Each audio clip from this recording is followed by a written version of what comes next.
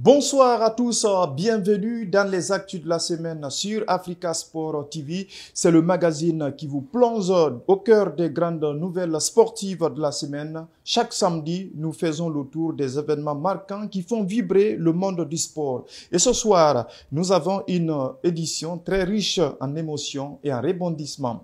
On commence ce numéro par le football féminin en match aller du premier tour des éliminatoires de la CAN féminine Maroc 2026. La Guinée a évité de justesse une défaite face au Cap-Vert vendredi 21 février 2025 au stade de Thiès au Sénégal. Le Sili féminin qui était mené 2-0 depuis la première période a réussi à égaliser en seconde période avec un dernier but inscrit dans le temps additionnel 90+4. Après ce match nul, les deux équipes s'affronteront de nouveau le 26 février prochain à Preya pour la rencontre retour. En Ligue 1 de Guinée, la collaboration entre Ibrahima Sori Sankon et l'association sportive du Kaloum n'aura pas duré.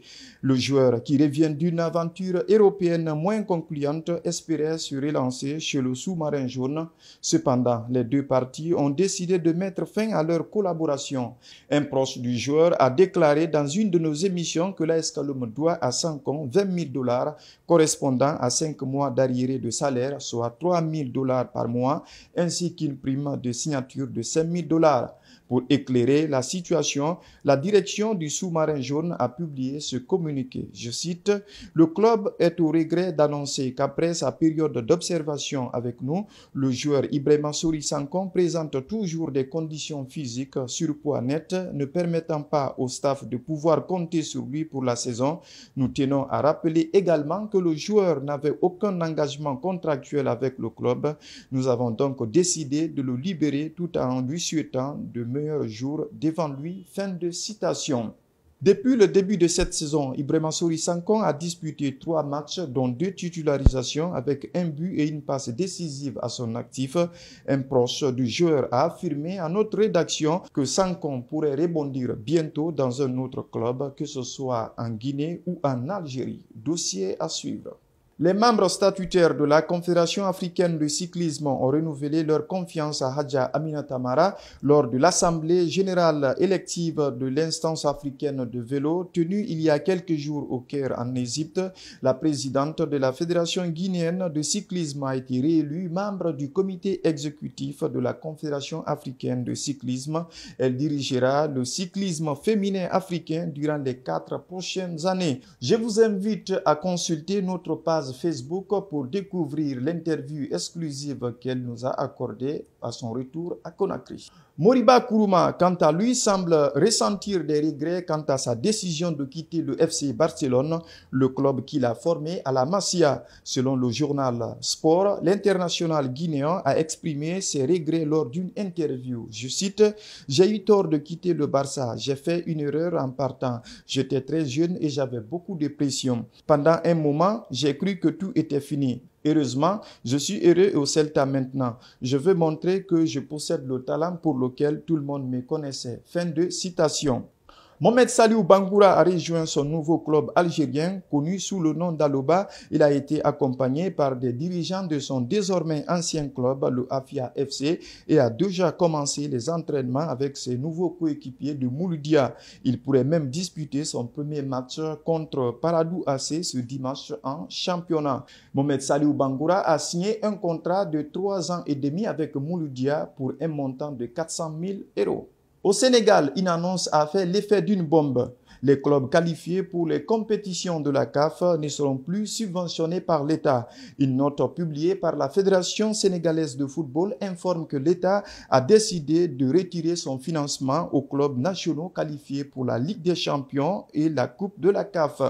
Le ministère des Sports a informé la FSF via un communiqué daté du 19 février 2025 précisant que, je cite, « Au regard des nouvelles orientations relatives à la gestion des compétitions internationales, les ressources budgétaires seront exclusivement dédiées à la prise en charge de nos différentes équipes nationales. » Fin de citation. En d'autres termes, toutes les équipes sénégalaises engagées en compétition africaine devront désormais s'autofinancer. Bonne nouvelle pour Samuel Eto'o. Le président de la Fédération camerounaise de football a été officiellement blanchi de toutes les accusations par la Confédération africaine de football après avoir subi les sanctions liées à des violations éthiques, 8 mois après avoir fait appel à une décision précédente du comité disciplinaire de la CAF pour, je cite, violation grave des principes éthiques, fin de citation, en raison de son association avec un opérateur de paris sportif.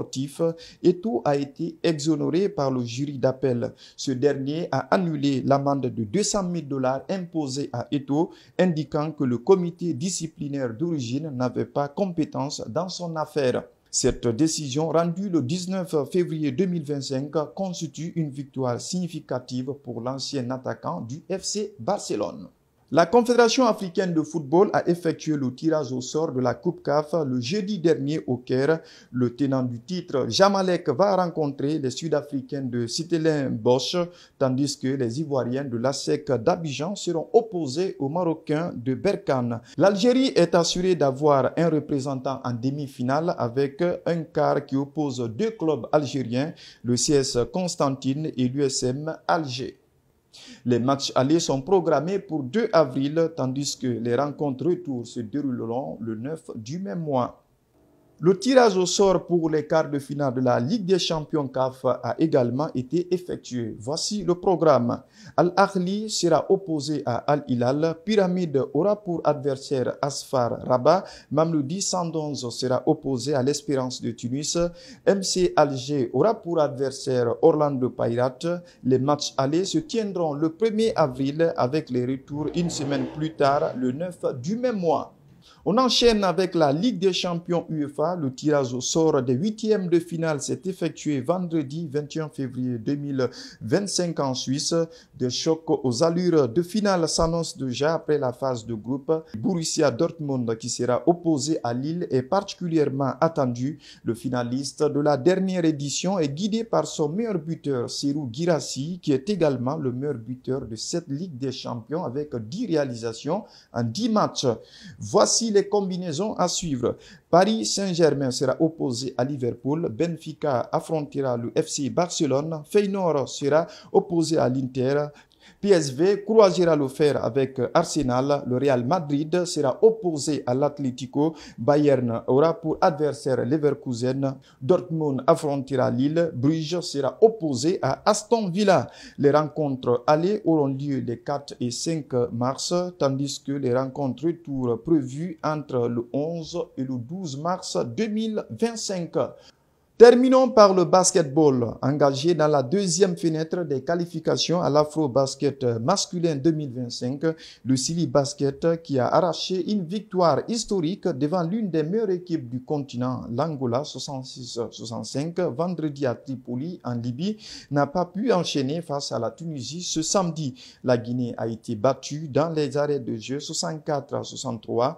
Les Guinéens disputeront leur qualification ce dimanche face aux Kenyans. Voilà, c'était tout pour votre tour d'horizon sportif de la semaine sur Africa Sport TV. Restez connectés à nos réseaux sociaux et à notre site internet, le www.africasport.org, pour ne rien rater de l'actualité en continu. Merci de votre aimable attention et la semaine prochaine pour d'autres nouvelles tout aussi passionnantes. Merci également à notre équipe technique pour son précieux accompagnement.